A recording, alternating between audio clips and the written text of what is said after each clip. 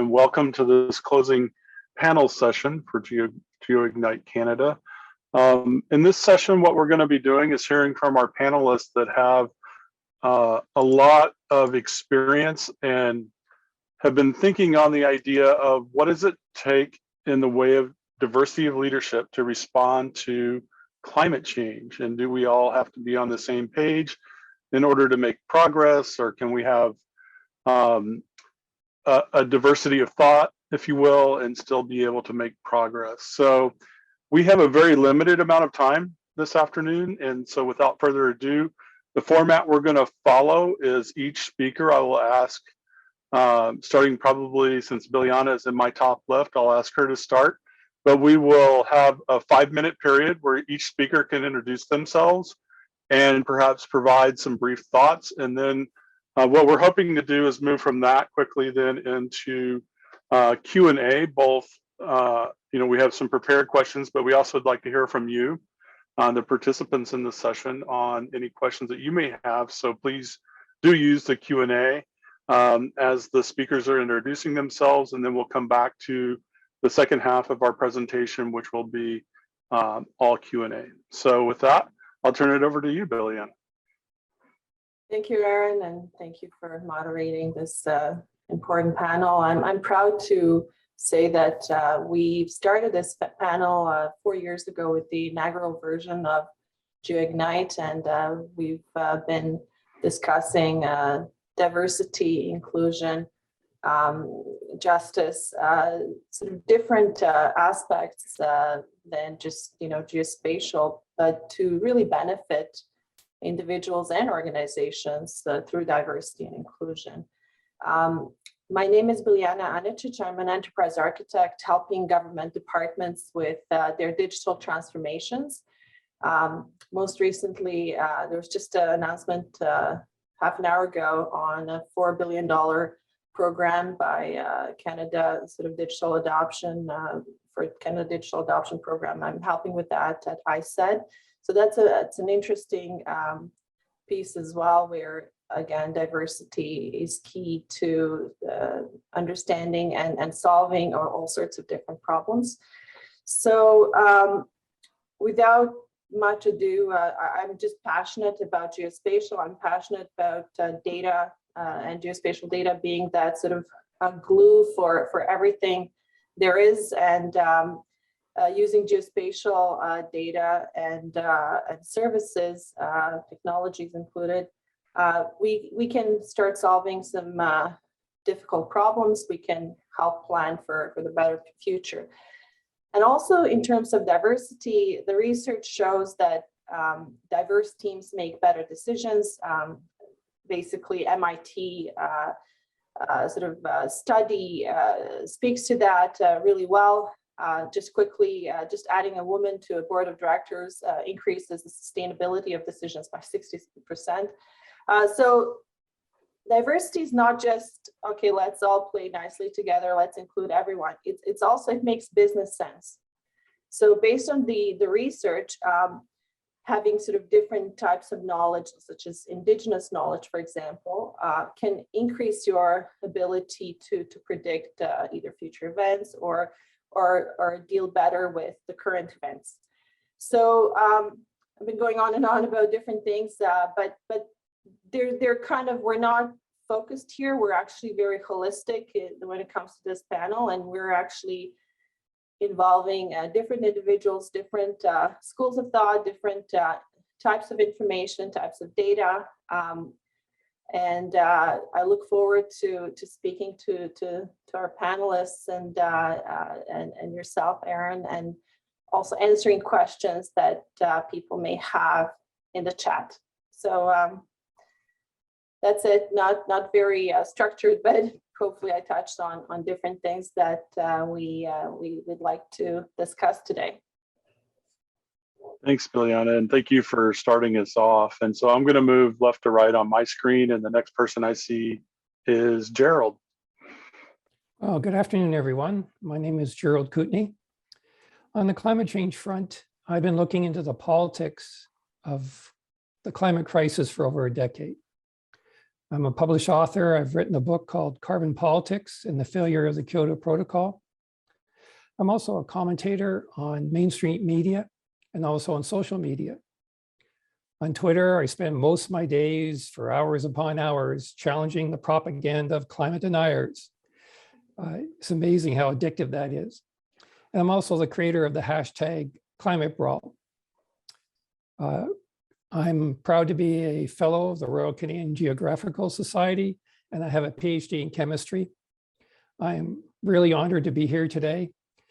I think when we talk about diversity, especially when it comes to climate change, we also have to remind ourselves that's actually ingrained in the UNFCCC, United Nations Framework Convention on Climate Change, where a major paragraph is that there is common but differentiated responsibilities for all actors, for all nations.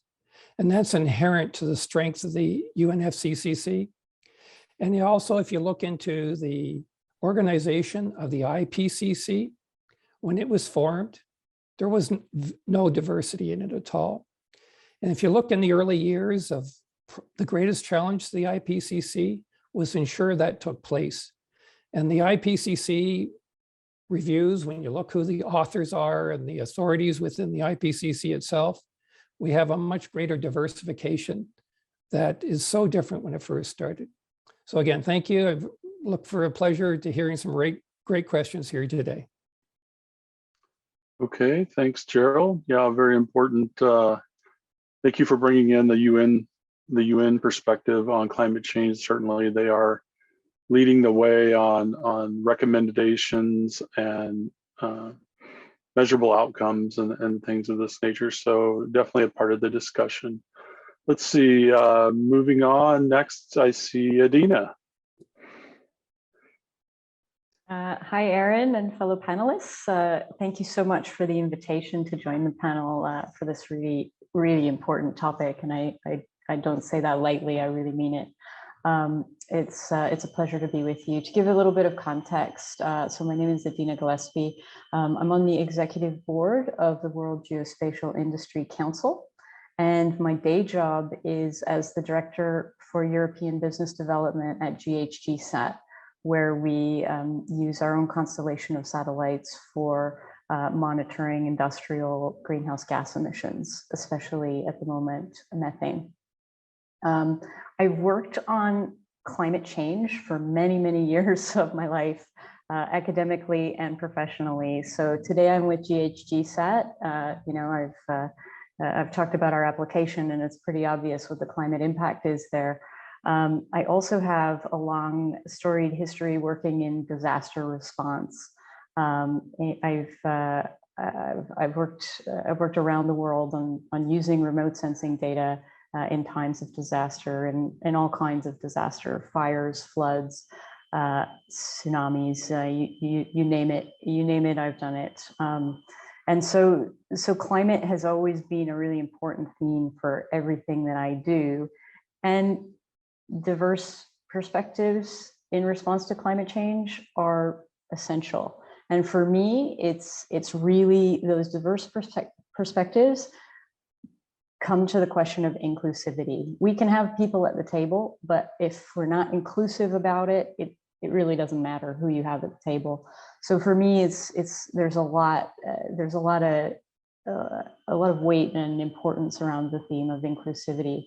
And I kind of, in thinking about, you know, this session and what really matters to me when it comes to inclusivity and diversity, there's kind of three different levels, three different scales, I guess, you know, in the geospatial world. We love to talk about scales. So the three scales for me that really matter are the individual level, the institutional level, and the international level.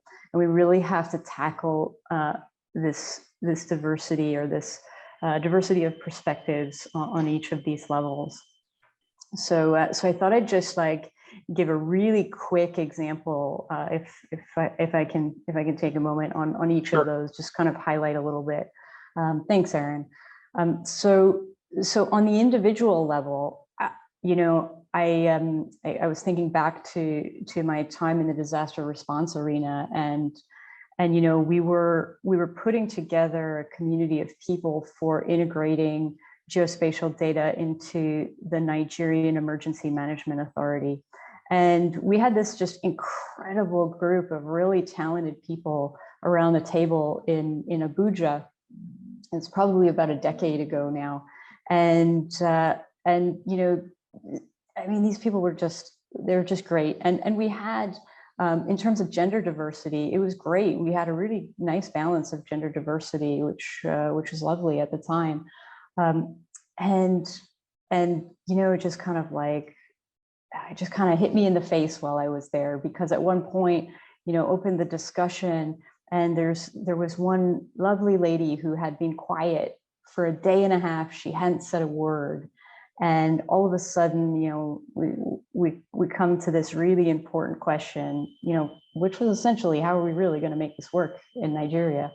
And, she hadn't spoken very much because she had a bit of a speech impediment.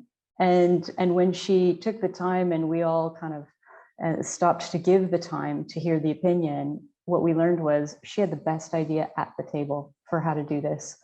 She understood all the dynamics. She understood how all the systems worked, and she could really kind of pull us through that. It's so important, on that actionable level for what we do in response to climate change, to include the individual. And then the institutional level, it's just essential at the institutional level. Getting to net zero absolutely requires organizations to be creative. And like Bilyana said, we need a diversity of thought at the table to come up with new ideas and to bring that creativity. And it comes from different cultures, it comes from different life experiences, and everything else that you put under that diversity portfolio. So I think, on the institutional level, it's just so important, but because we all institutionally have a role in achieving our net zero targets that I think all of us at this table share. And then the third is on the international level. And, I'm going to be maybe a bit provocative here. We have a lot of really important policy objectives to reach on the climate challenge, but we also have some really important action to take now. And, in times of crisis, sometimes we just need to stop and say to ourselves, good enough is good enough.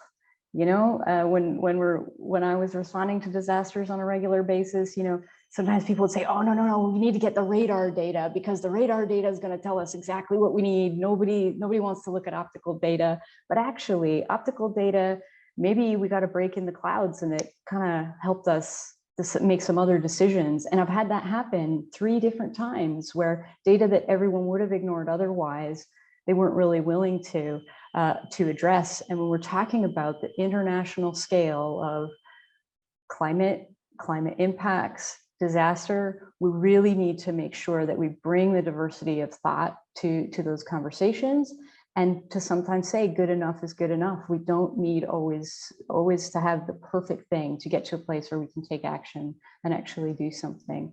And then, yeah, I have lots of opinions about the climate change deniers that Gerald was talking about, and I look forward to the conversation about that. Thanks a lot, Erin. I appreciate the time. Thanks, Adina. And then that brings us to our final panelist, Nick. Hi, everyone. I'm Nick Kellet. I'm the founder and CEO of Deploy Solutions. I've been following Gerald on Twitter, and I have the feeling, due to current events, he may have fewer people to argue with at this point, just a theory. But we are a Canadian software company. We specialize in building geospatial applications, and we've been interested in climate change projects and research since 2019.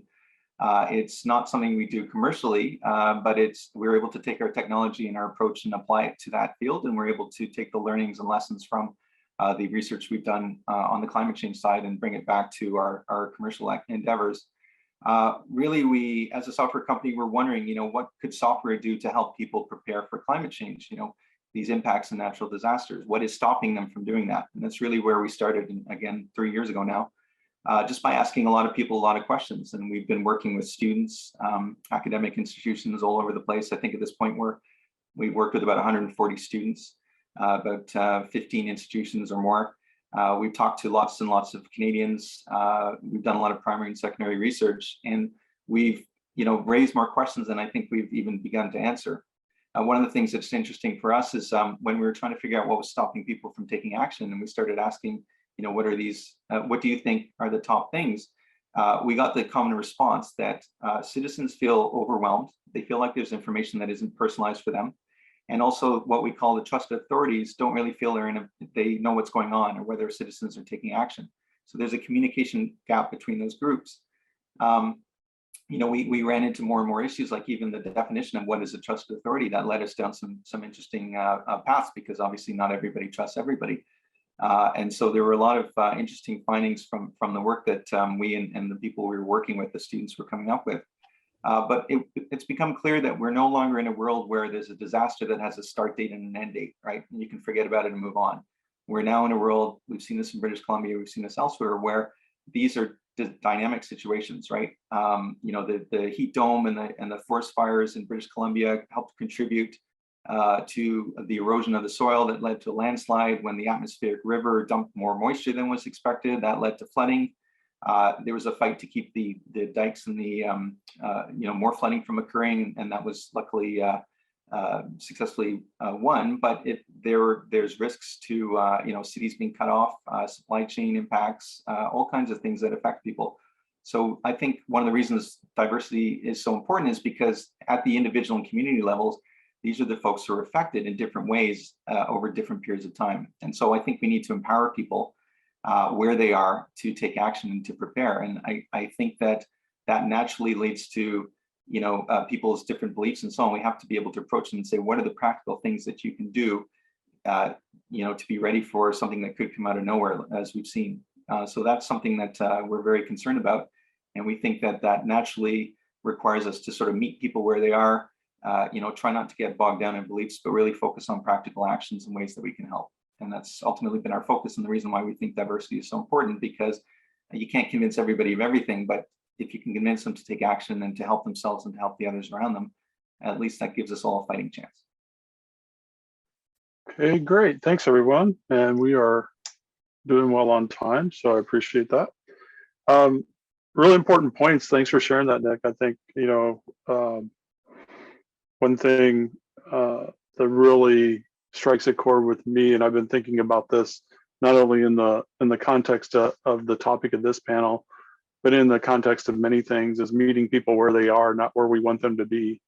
And I think a lot of times we may talk past people, or get frustrated with people because they don't see what we see, or they don't believe what we believe, in order to try to make progress on something. And certainly that is an element and dimension of climate change and climate change response. So as I said earlier, what we're going to do at this point is we'll move over into our Q&A discussion session. And I would encourage, again, the attendees. We have, looks like, over 50 people that have stuck with us to the end and final session here. So that's fantastic. And if you have any questions that you'd like to type into the Q&A window on Zoom, we'd appreciate that, and we'll try to get those summarized and get those to the panel if you have anything on your mind. But what I thought I'd do is start us off with a question. Again, something that I've been doing a lot of thinking about, and I'd love to hear different perspectives, different diverse thought, if you will, around the topic of science communication. So it strikes me that whether or not you believe in the causes for climate change, we can measure this phenomenon that we're calling climate change, whether that is air, whether that's water temperature, whether that's a shifting in the seasons. There's all kinds of things. I do quite a lot of work in India, and they, in certain areas of India, they will tell you definitively that the rainy season is shifted by a month. And that causes different kinds of cascading problems, because if I am used to planting on this day of the month and counting on rain being within the next 2 weeks, and then rain doesn't come, the seeds are no longer viable. I think it's not going to rain. Then it does rain. Now I can't really plant because the fields are all, so you just start seeing these things stack up. So we can measure this, right? So we have data. We, as a science community, believe that we understand that data in terms of it, what it's trying to tell us. And then it's incumbent on the science community to communicate that message out to an audience, whether that, as Adina said, at the local level, at a national level, at an international level. So to put it into a question for each of you to reply to on your thoughts is, it's often said that science communication is a key to connecting society on the topic of things like climate change.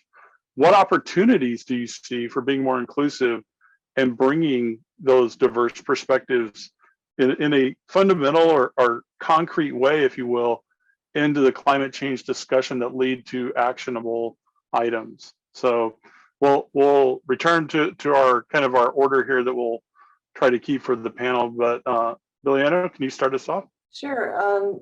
I would just agree with some of Nick's kind of closing statements on sort of being practical about things.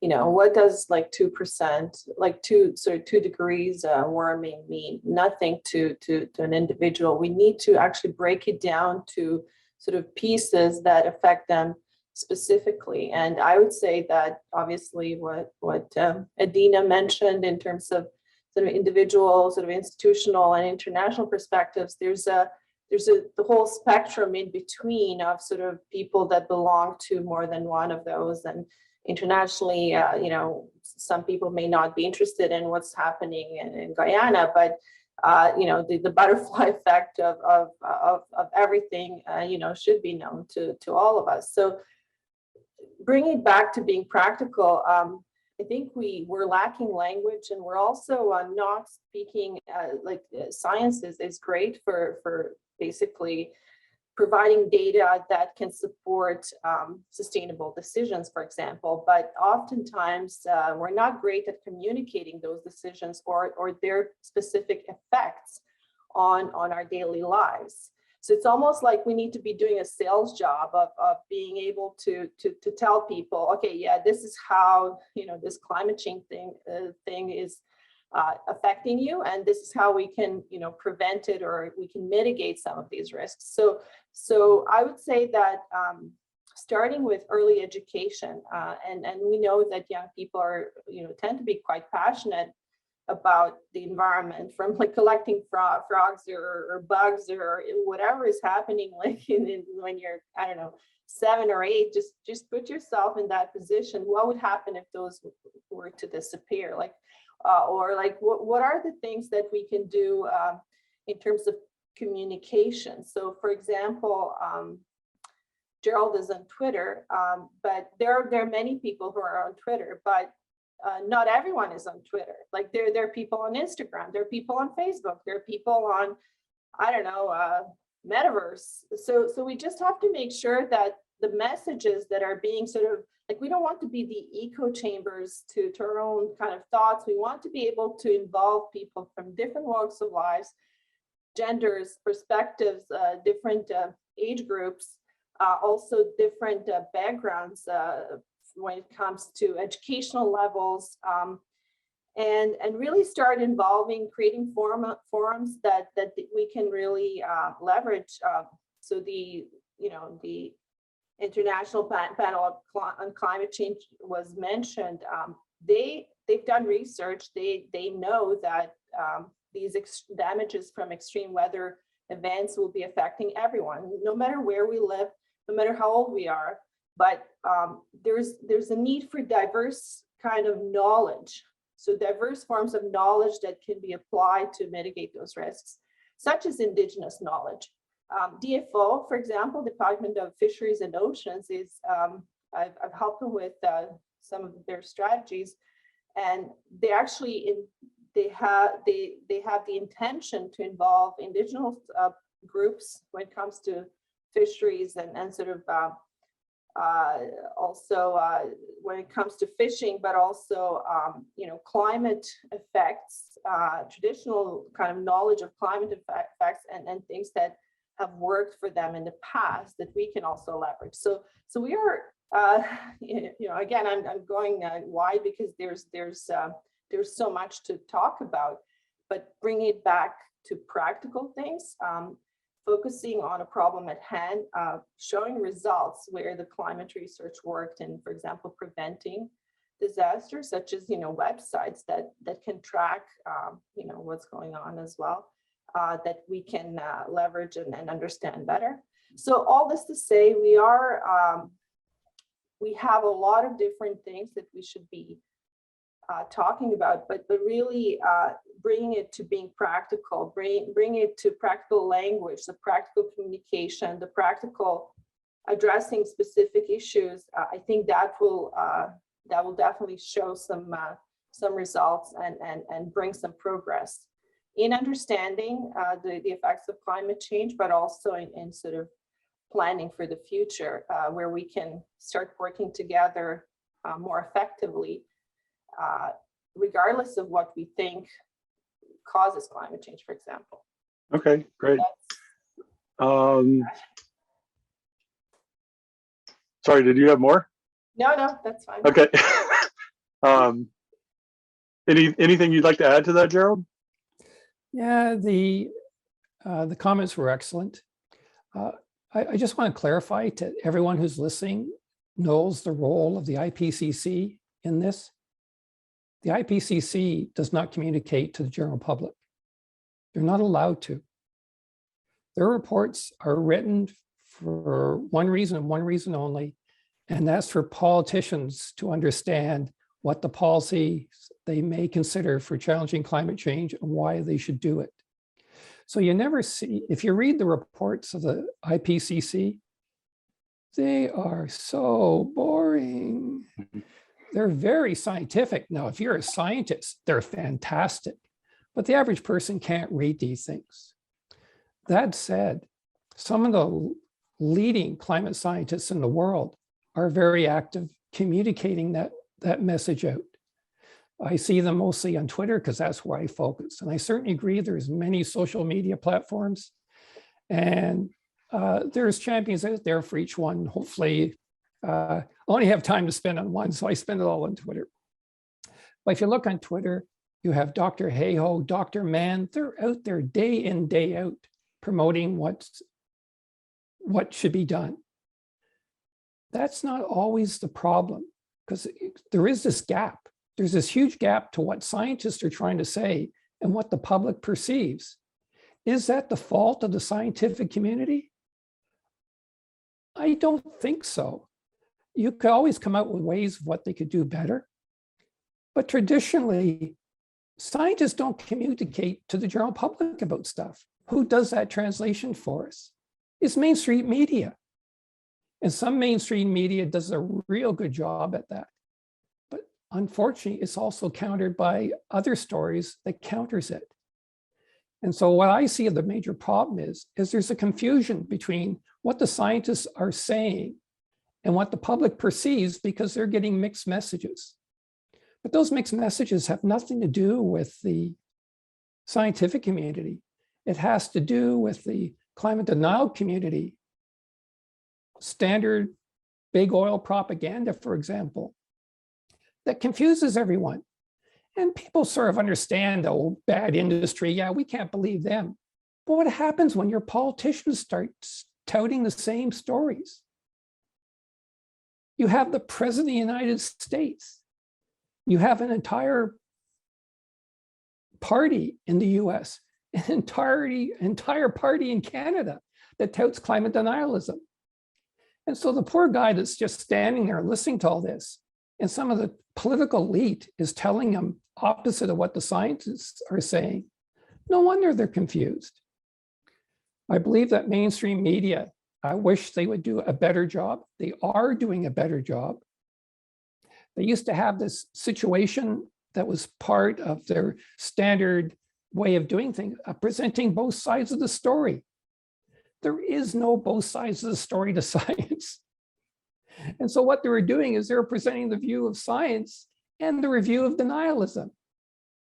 But the public didn't know that. It looked like, well, here's the famous scientist, and here's a guy that disagrees with him. It's 1 and 1. When in fact, it's like 1,000 to 1. And so mainstream media, I think, is more important than the scientific community itself. And the one thing I'll just finish up with, I thought that if you haven't seen Don't Look Up on Netflix, it is if you're into climate change at all, it is an Oscar winning 10 times over. It was brilliant what was done in that. If you're against doing something on climate change, you despise that movie as the stupidest thing that ever existed. So films like that, I think, help because there is humor in it. The whole idea was just so well done. And again, I think the onus rests more in mainstream media, helped by science. Don't get me wrong, it's good that they're out there. But I don't think science can do a lot more than it's been doing for decades now to try to communicate their message. Okay, great, thank you. Yeah, I've watched Don't Look Up, and I agree with your assessment of the movie.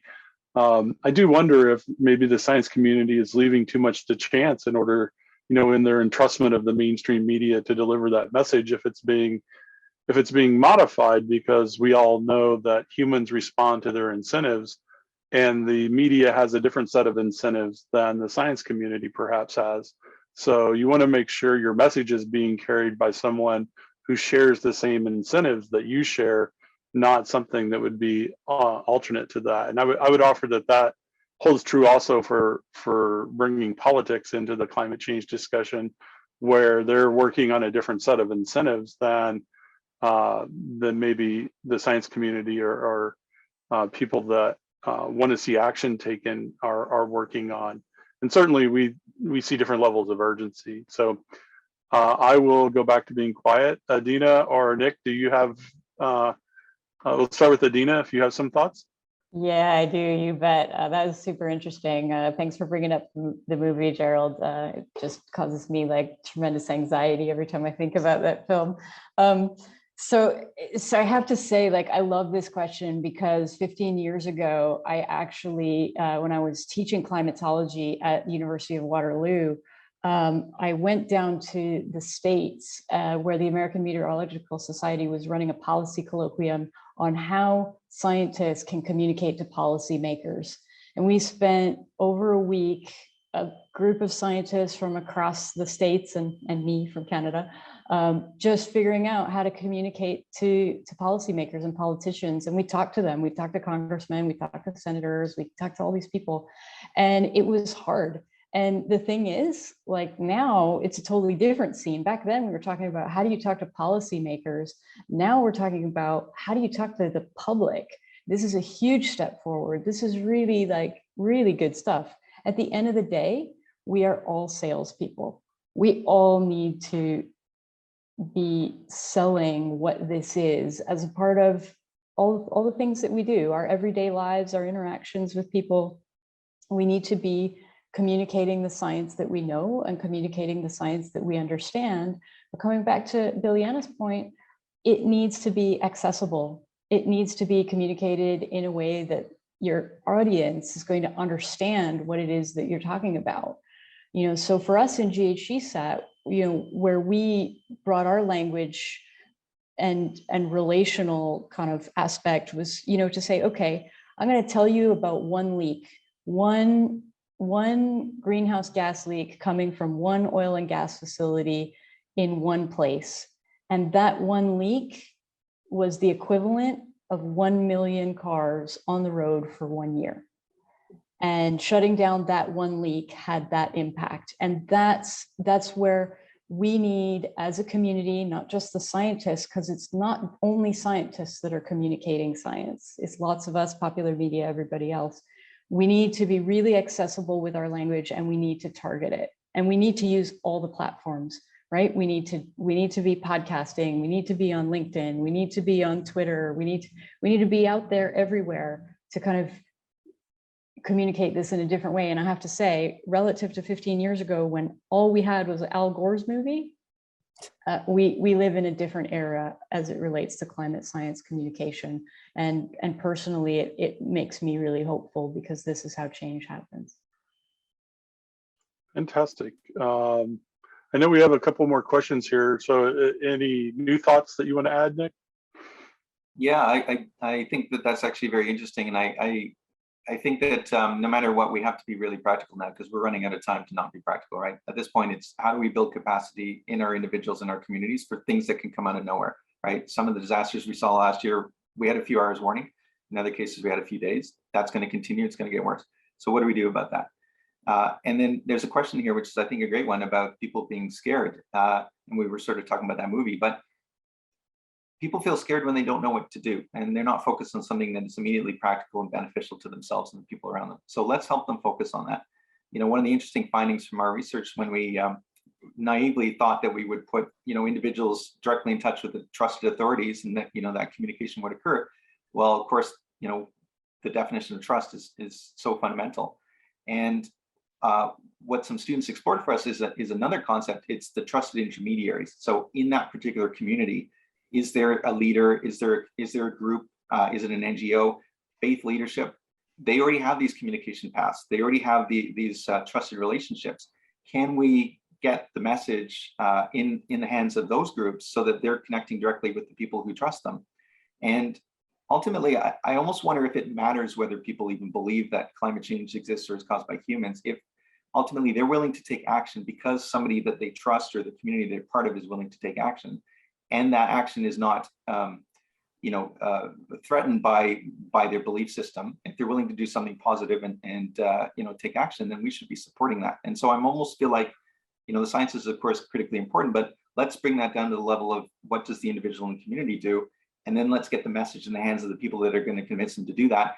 Let's not worry about the politics. We live in a universe where climate change is politicized. We don't live in that different universe, right? That's where we are. We live in a universe where we've lost decades of time to take positive action that would have caused, you know, very little consequences to our societies and our economies. We let that go by. So now what do we do about that? And I think that ultimately we need to involve these trusted intermediaries that have diverse opinions again. It's not coming from one place. It might be coming from 20 places, but you need to reach everybody in that community through whatever means you need to reach them with. And I think ultimately that's going to reduce people's fear and sense of being overwhelmed because they're doing something tangible. It's making a difference. They're seeing the people around them have better lives or themselves have better lives or get away from some of these consequences. So I think that's actually the way we should be approaching this right now. Fantastic. Thank you all. We are running a little short on time. So this next question, I'm going to ask you to maybe go rapid fire and keep your response to less than a minute. But we have a question in the chat about the role, this kind of builds on what Gerald was saying earlier, is that climate change and disaster stories scare the blank out of people. Is this a news media problem with overwhelming citizens? And I would add an edit of desensitizing people to climate change. Or are we tuning it out? You know, are we becoming diminishing returns the more we beat the climate change drum? Some people feel like giving up, you know, so there is this notion of a tipping point about what can you do? Oh, well, we tried. We see that with climate change. We saw that with, you know, COVID and so forth. So if this approach is counterproductive, what's maybe an alternate approach? And again, try to keep your responses brief. Bilyana? So yes, thank you for that question. I do agree that we are kind of desensitized and we're kind of overwhelmed at the same time, and we're turning to sort of things we know that are comforting, and it's just like as human beings, you know, there are mechanisms we kind of, you know, leverage, but that doesn't change the fact that the climate change is real and it's happening, and the news may scare us, but it may also bring to the fore the fact that, you know, there are fires in BC, there are floods there as well. There's stuff happening. There are oil leaks, there are gas leaks, there are all sorts of different things that happen. And also internationally, I worked on projects such as for the Kuwait Oil Company, where after the bombing, Iraq basically left the entire country in sort of an oil sands in a way when you think about it.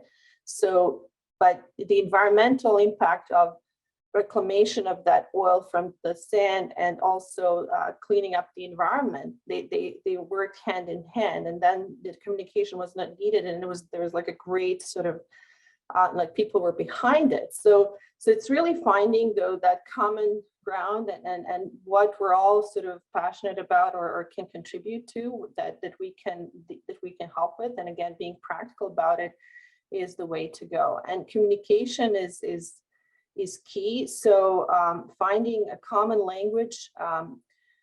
We need translators, such as those community groups that Nick mentioned, like those that can understand the scientific information and sort of effects of climate change that could be communicated in a way that people understand, would also bring people together.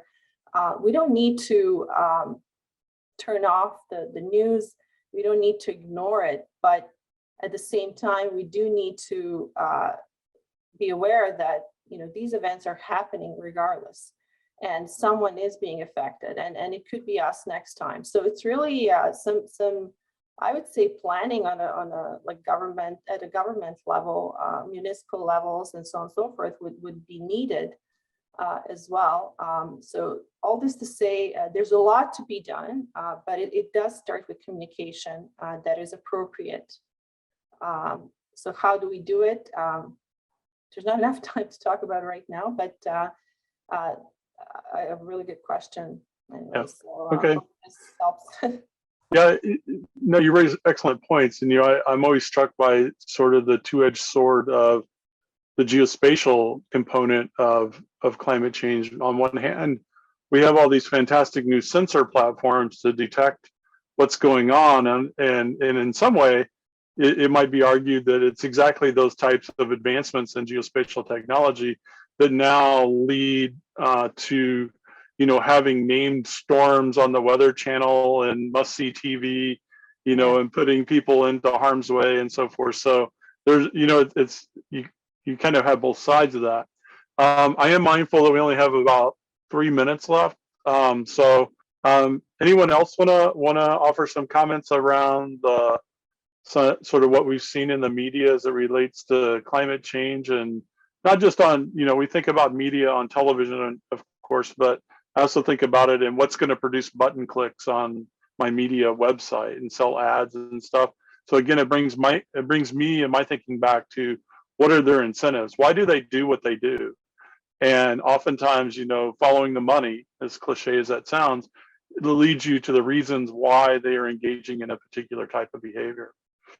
So I'll just throw it open if anybody else wants to step in here and offer. Yeah, can I just make a really quick comment on that one, Aaron? Sure. I couldn't agree more with you. I mean, when we put a story out, we look at, GHGSat news, and you just look at the different media outlets and how they pick it up, and lots of them sensationalize it. You're trying to put out a fact-based, just information piece, and it comes out sensationalized in various media channels.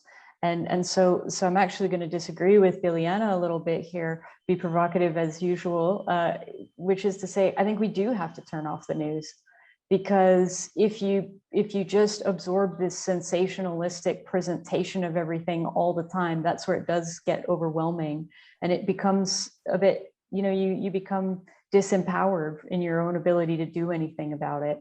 And so I do think actually we do need to turn off the news sometimes and just kind of bring it all back down to reality and realize a lot of this is clickbait and chill out and get to the point of doing something. Anyway, thanks, Aaron. Yep. Anyone else? Nick or Gerald? Doomism has no place in the discussions of climate change. It doesn't apply, and it just hurts the cause.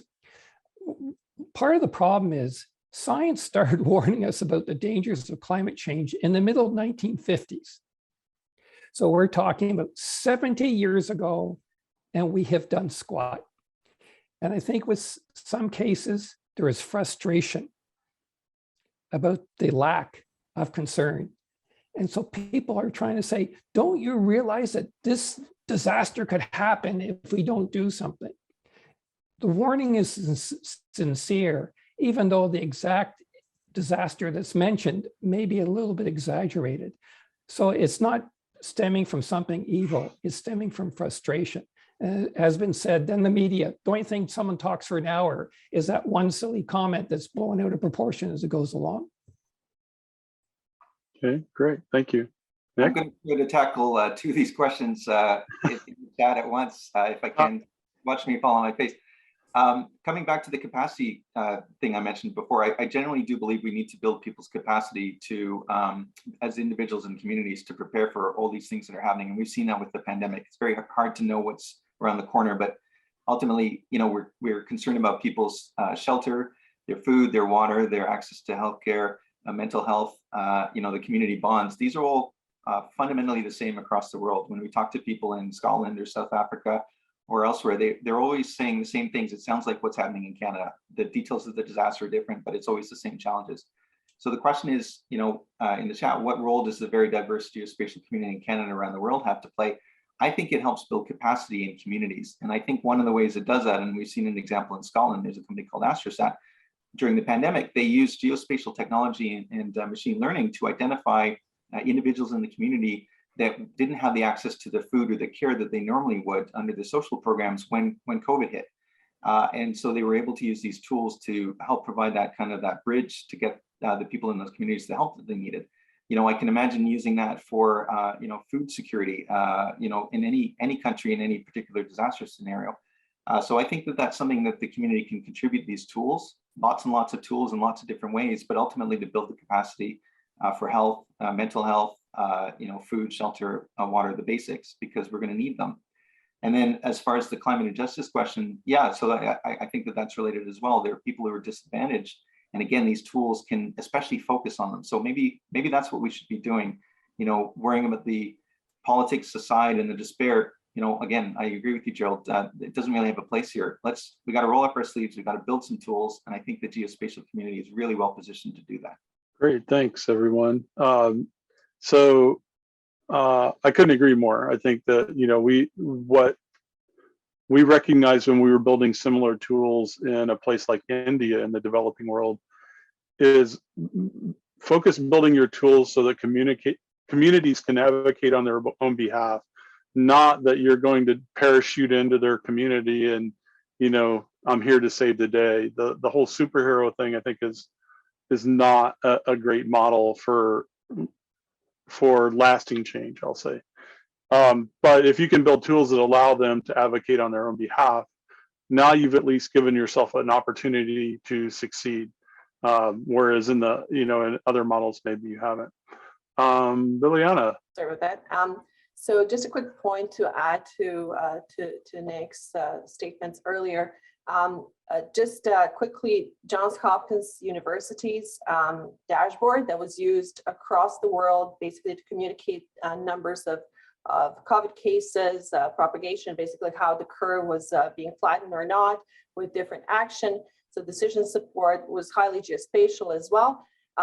Actually, some research was done later that by MIT that a weather component could actually help even more with sort of better managing that information and better understanding. So for example, whether it's the you know, shipments of vaccines being in a colder or warmer climate when they could have been spoiled or not, so it's really fascinating. But all I want to say is that data diversity is also key to, so we're not just talking about diversity in terms of technologies or diversity in terms of people, it's the processes as well.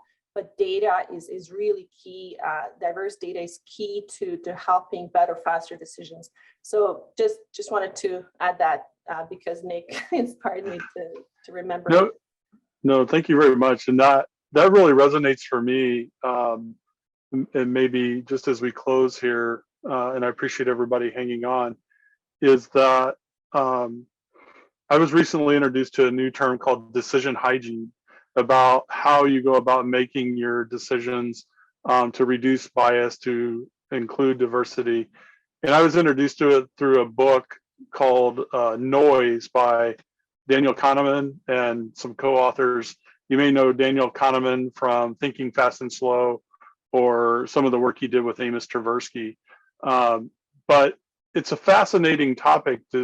Again, it's all about why do people think the way they do, which has, you know, a very central role to play in something like climate change, whether they're bringing it personal or if it's across the globe in terms of how it's going to impact somebody else. You know, and it goes from rising sea levels to smog over the Grand Canyon to, you know, Nick and I were talking earlier this week about there's how many millions, tens of millions, hundreds of millions of people that live in proximity to a coastline. And regardless of how you believe climate change is being driven, those people are going to have to move. And so, you know, how do we change the narrative to start working on those kinds of challenges rather than endlessly debating and putting in plausible deniability into the conversation around the causes without really seeing any, to Gerald's point, 70 years on now, not really seeing any, you know, substantial change in our behavior. So we could go on. I think it was Bilyana that noted that there's not nearly enough time here to talk about all of these topics. I certainly have unanswered questions still, but just to being respectful of everyone's time, and we are over by a bit, so I appreciate the organizers allowing to do this. I would thank each of our panelists, encourage you to continue the conversation through the conference webpage and our contact information, and I would turn it back over to Jonathan.